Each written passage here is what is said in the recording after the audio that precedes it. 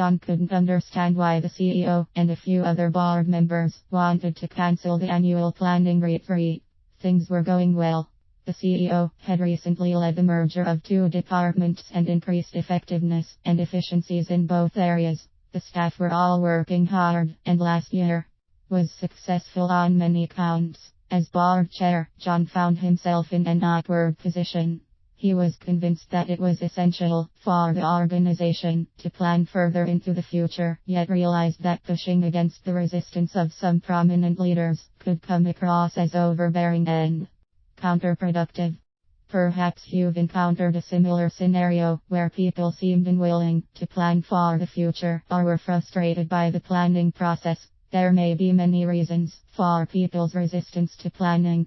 We have discovered that a major issue is that they have not dealt adequately with the past. Successes deserve to be acknowledged and celebrated. Disappointments need to be expressed.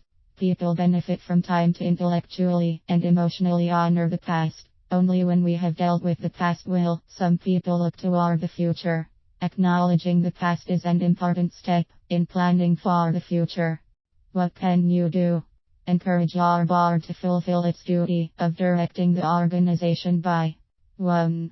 Include a time of reflection on the past in your planning process. 2. List past accomplishments or failures early in the process.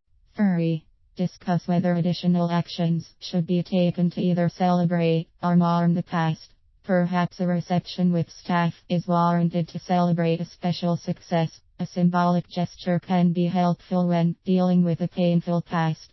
For example, you can have everyone write down their feelings about the painful past on a piece of loose leaf paper. Then crumple up and throw the paper out or burn it to signify your resolve to put it behind you and make a fresh start. 4. Once the past has been dealt with, move on and together plan the desired future for your organization. Looking back or looking forward. Terry sighed with frustration. The monthly financial statements circulated at the community center board meeting were little use to him. Without either a budget or prior year comparison, he had no context with which to assess them.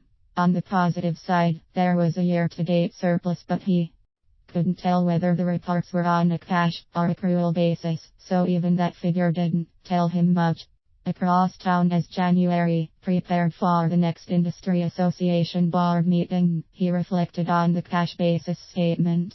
While an operating loss was recorded, accompanying notes reminded board members of the seasonality of the organization's revenue streams. He made a mental note to inquire whether the existing bank balance would be sufficient to cover expenses until the revenue started to flow in. He also wanted year-over-year membership numbers as a leading indicator of future revenue. With this information, he could confirm there would be no future financial surprises. It appeared expenses were being managed within budget and accounts receivable had not increased appreciably year-over-year.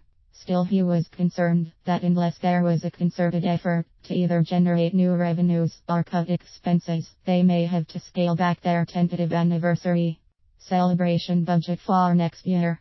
He could see an interesting board discussion shaping up for next week. What can you do? In order to be able to reflect on organizational performance, you need the right information in a timely manner.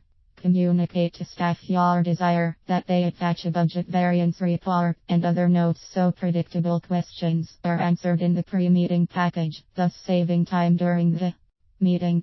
To help your board do a better job of reflecting on organizational performance, suggest that board members highlight one financial success and one question to be addressed during the ensuing board meeting.